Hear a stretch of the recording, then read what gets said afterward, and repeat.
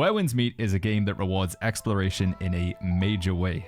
There are so many hidden secrets and unlocks around the map, and in today's video, we're going to be demystifying or explaining some of the mechanics and how you can unlock new weapon abilities, mounts, flying, and much more. You'll be able to scrub along in the video to find the section that you're interested in. This video is going to be aimed more for the beginner experience, you know, the sort of first 5 to 10 hours. For some more advanced tips and tricks, make sure to check out upcoming videos. You can hit subscribe if you want more information on this game, including builds, unlocks, etc. But with that being said, let's talk about cool things you can unlock in Where Winds Meet. Now, throughout the map and the world, there are a ton of different gatherables to collect. One of the first ones you'll come across is this purple flower here. If you want to be able to claim it, you don't simply just walk onto it. That will actually make you sick. Instead, what you need to do is find the purple butterflies nearby. Sometimes there's like 2 of them, maybe even 3. Just shoot them with an arrow, and then you'll be able to claim the flower. And we'll talk about how you can hand that in the next tip. After unlocking the Tai Chi special ability from observing the bear, make sure you throw them into these rocks over here. If you miss out on this, you have to wait until the bear respawns, but you just get a free extra chest by doing so. And it deals with the bear very quickly as well. Every time you see a cat in the open world, I highly recommend going up to it and interacting with it. Doing so will allow you to rub its belly, and you'll also get some extra currency and a few bonus exploration points for doing so. Plus, you know, you get a cute little cutscene. You get to rub a cat's belly. I mean, what's not to like that? Another very common collectible you'll come across is these little shrines. If you want to open them up, you need to find the red butterflies nearby and walk into them. They'll fly into the shrine, open the door, and then you can loot the chest. Sometimes there'll be a couple of red butterflies, so you need to find not 1 but 2 of them. Beehives are another common collectible you'll encounter in the world. If you want to claim these, you need to get fire arrows, which you can pick up right next to where you originally fight the bear, then simply shoot at the beehive with the fire arrows, and then go collect it.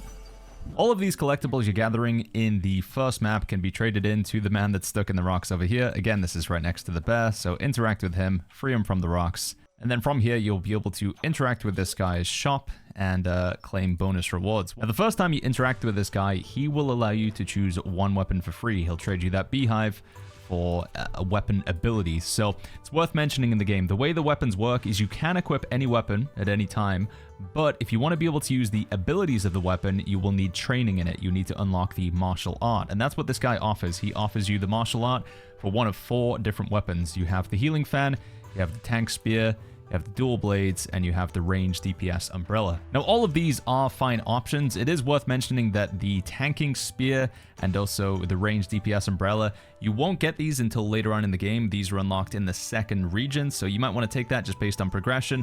For me personally, though, I'm going to be picking up the healing fan just because it makes, you know, everything easier when your secondary weapon gives you access to healing. But really, there is no wrong choice here.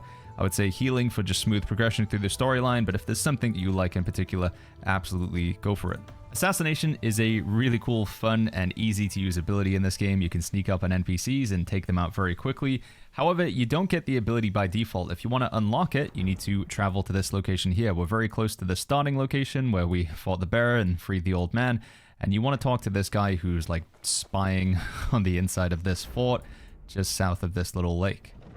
Once you go into here, it's a pretty straightforward process of clearing out the guards. I would recommend using these explosive barrels when you can. Just makes it a little bit easier to take them down. Once you've cleared out the initial pack of guards, you just need to go up to these stairs to the left, fight a few more bosses, and then you can get onto the beacon puzzle. After you've taken these guys out, just interact with the chest, and you'll get this little drawing that explains which beacons you need to light. So you need to light the one that you're next to right now, the one on top of the keep, the one in the top right, and the one in the bottom right.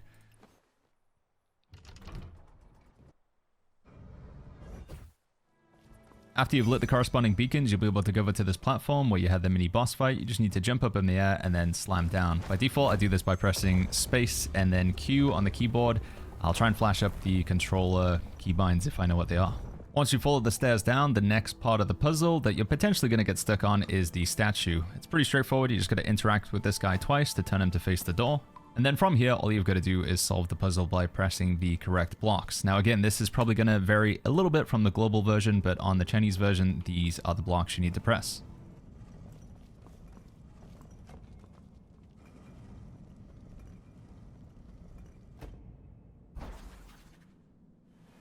After going through the door, make sure you head behind the waterfall so you can unlock the next door. All you got to do is interact with this little pedestal thing. And And then from here, it's pretty straightforward. You can loot the chests and interact with the guy just to get a little bit of extra XP and some gear, but the chest that you're really after with the Assassination ability is in the back right. It's this cool golden glowy chest here. It's also worth mentioning, because I'm sure some of you guys might be asking in the comments, how do you actually use it? It's just on by default. When you're in stealth, or rather not detected by an NPC, you can walk up behind them, press the interact key, and you can do a huge chunk of damage. If you're in a lower difficulty, most of the time it will kill the NPC. One question I'm sure a ton of you guys are going to have about this game, because I had the same question as well, is how do I unlock more weapons, or specifically the martial arts for more weapons, so I can actually use, you know, their abilities. Now, there are technically two different ways that you can unlock weapon abilities in this game, but we're just going to be covering the infiltration method, is what we're going to call it. In order to do this, you will need that assassination skill that we talked about earlier on in the video, and you're also going to need the stealth ability. This is also pretty straightforward to get. You just need to come to this location on the map here, talk to this NPC, and then you need to go stealthily watch this guy over here. To do so, I just hide behind this rock, and then we can observe him. Just like with the bear, it's a quick time event, so when you see the golden circle, hit the button that you see down there, and you will unlock the stealth ability. Now that we have both the stealth and assassination ability unlocked, we can actually go learn the weapon that we're interested in. So again, we'll bring up the UI, we'll select the infernal blades, and we'll go track the location. You do need to be at least level 8 to do this. If you don't have level 8, again, you can see this just by opening up the menu, you won't be able to discover the location. So just do some quests or exploration until you hit level 8, and then you'll be able to track whatever weapon you want to find. Again, some of these you can't get until the second zone, which does require, I believe, doing some of the main storyline. When you do arrive at the location of the weapon mastery that you're interested in learning, you will need a key to open the door. So this pedestal here requires a key. They look like this just here. Now luckily, you do get one for free just by unlocking the invisibility ability. If you want more keys, the best way to do it is to go around and clear forts. I don't have any on this map here, but I'll flash up some footage of what a fort looks like. It's just a red tower. If you select it, it'll show what contents you can get, and you want to be looking for one that can give you the key symbol. And then you can spend that key on the door like this just to unlock it. When you're in here, invisibility will be active by default. I say invisibility, it's like stealth. The guards can still see you if you get close enough, but obviously we can use our assassination ability here to take them down. Just be careful you don't assassinate a guard when another one is looking at you, otherwise you'll get caught and you'll get sent back to your last checkpoint. Also, it is worth mentioning these are what the checkpoints look like, just in case you're wondering, how can I tell what a checkpoint is, Baggins? You just simply walk up to them, and then if you do get caught, you'll respawn at that location. After sneaking past the guards and assassinating them where you need to, you will arrive at this location, and just like it was with the bear and many other unlocks, the invisibility, all you gotta do is press the button, and then observe him, and interact when he glows golden. And that's pretty much how you unlock weapon mastery or martial arts in Where Winds Meet. Obviously, you will need to equip the weapon that you just unlocked the abilities for. I did actually loot a pair of dual blades from a chest, but I need to be level 16 to equip these. But if we just keep going around killing enemies and looting chests, we'll eventually get another pair of infernal, and now we can actually use the abilities on them because of the stealth mission that we did. Unlocking a mount in Where Winds Meet is actually pretty straightforward, to the point where I didn't know if it was worth including in the video, but just in case you are having trouble with it, you've got two options. You can either GTA style, just go up to an NPC, pull them off the horse, and then steal it for yourself, like so. Make sure you ride away though, because they will try and get the horse back. They're not going to be happy about what you did there.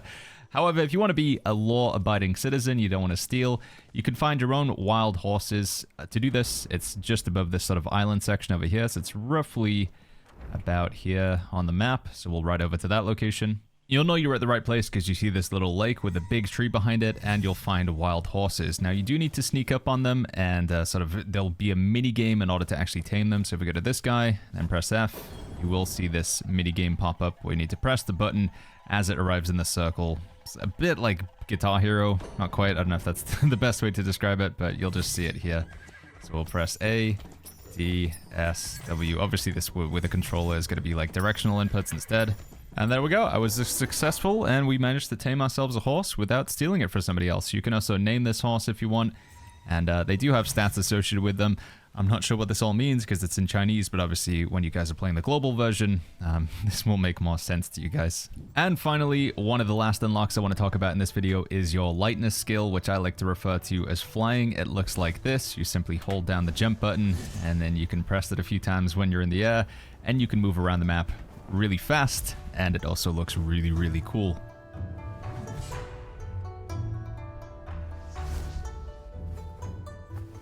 if you want to unlock the ability to do this, it's actually pretty straightforward. All you need to do is open up your map, and you need to make sure that your reputation, which is this button down here, again, this will be in English by the time you guys watch this video on the global release, and you need to get your exploration points to at least 4,000. That will allow you to unlock this thing here, and this is basically the unlock for flying for the lightness skill. Now, there are different skills you can unlock. The one that I'm using is like with a spear. The default one is with a sword. If you want to unlock the spear version, which I think is a little bit cooler, you can get a quest from a fisherman just right at this lake here. So if we go to this lake, right here on the map, talk to that guy, do his quest, and he'll give you the second lightness ability, which I just think, again, it's down to your own choice. They're all functionally kind of the same, cover the same distance, but that's how you can unlock one of the first flying abilities over there. But the most important thing is you will need that 4,000 exploration points. You can get these just by doing quests, getting the bugs, killing enemies, looting chests, just generally doing anything on the map will get you these exploration points. And friends, that's going to do it for this quick tips and tricks unlock video guide thing. If you want more information like this on Where Winds Meet, make sure you hit that subscribe button. We're also going to be live on Twitch and here on YouTube streaming the game. So if you got any questions about it, if you want to come join the guild, you want to try some PvP with or against me, hop into the stream, come say hi. It'd be great to see you there. Links to those in the description down below. As always, if you enjoyed this video, make sure you hit that like button, subscribe for more, and I'll catch you guys all in the next video.